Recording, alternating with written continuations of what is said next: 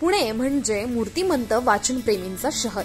पुण्यात पुस्तकांच्या वेगवेगळ्या प्रकारानुसार वेगवेगळ्या ठिकाणी पुस्तकांची दुकाने पाहायला मिळतात। परंतु पुण्यात एक असं ठिकाण आहे ज्या ठिकाणी तुम्हाला एसी मध्ये बसून विनामूल्य कितीही वेळ पुस्तकं वाचायला मिळू शकतात। या ठिकाणाचं नाव आहे भावार्थ पुस्तकालय।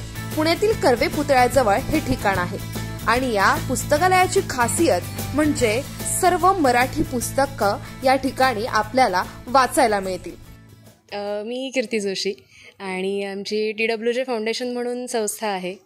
तर त्या संस्थेच्या अंडर हा एक मराठी संस्कृतीसाठी किंवा मराठी लोकांना एकत्र जोडण्याचा हा एक उपक्रम आहे भावार्थ म्हणून। आणि ह्याच्या 2 शाखा आहेत, एक चिपळूणला सुरू झाली 2 वर्षापूर्वी 2021मध्ये ऑगस्टच्या, आणि इथली ही पुण्याचं जे दालन आपण बघतोय तर ते सुरू झालं जूनमध्ये 14 जून 2022ला।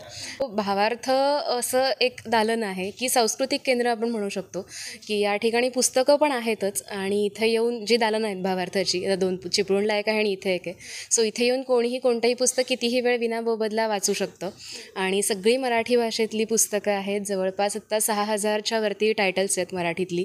तर त्यातलं आणि वेगवेगळे साहित्य प्रकार आहेत त्याच्यामध्ये, चरित्र आहेत, आध्यात्मिक पुस्तकं आहेत, विज्ञान विषयक आहेत, त्यानंतर इतिहास आहे, आरोग्य आहे, नाटकांची पुस्तकं आहेत, कवितांची पुस्तकं आहेत, बालसाहित्य आहे, भरपूर मुलांसाठीचा खजिना आहे सगळा तो। तर अशी पुस्तकं इथे येऊन कोणीही किती वेळ वाचू शकतं आणि सकाळी 8 ते रात्री 9 असं टायमिंग आहे आपलं। सो या वेळात कोणीही कितीही वेळ या आणि वाचा असं आहे। आणि त्याच्यासोबत पुस्तकं विक्रीसाठी पण आहेत, म्हणजे इथे वाचताना एखादं तुम्हाला आवडलं पुस्तक तर ते तुम्ही विकत घेऊ शकता, किंवा एखादं तुम्हाला पुस्तक कुठलं हवं आहे तर तुम्ही इथे सांगू शकता, ऑर्डर करूनही आम्ही ते त्यांना मागवून देऊ शकतो। अशा प्रकारे आहे। थोडक्यात असं सांगायचं तर क्रॉसवर्ड जसं आपण बघतो की त्याला काहीतरी ग्लॅमर आहे की तिथे पुस्तकं आहेत आणि वाचत तिथे बसू शकतो असं एक कॉन्सेप्ट आहे। तर त्याच ह्याच्या धर्तीवरती सुरू झालं की मराठीसाठी असं काहीतरी ग्लॅमरस प्लॅटफॉर्म हवा, कारण ज्या लायब्ररीज आहेत त्या ऑलरेडी आहेत आणि ज्यांना खरी वाचनाची आवड आहे तेवढेच लोक तिथे जातात आणि वाचतात।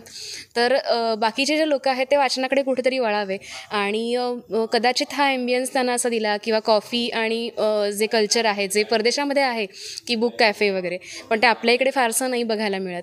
तर असं एक कल्चर कुठेतरी भारतात पुनरुज्जीवण्याचा हा एक प्रयत्न आहे आणि त्यानिमित्ताने तरी लोक येतील, पुस्तकांकडे वळतील आणि पुस्तकं, कॉफी असा एक छान आनंद घेत लोक वाचतील अशी एक आहे अपेक्षा।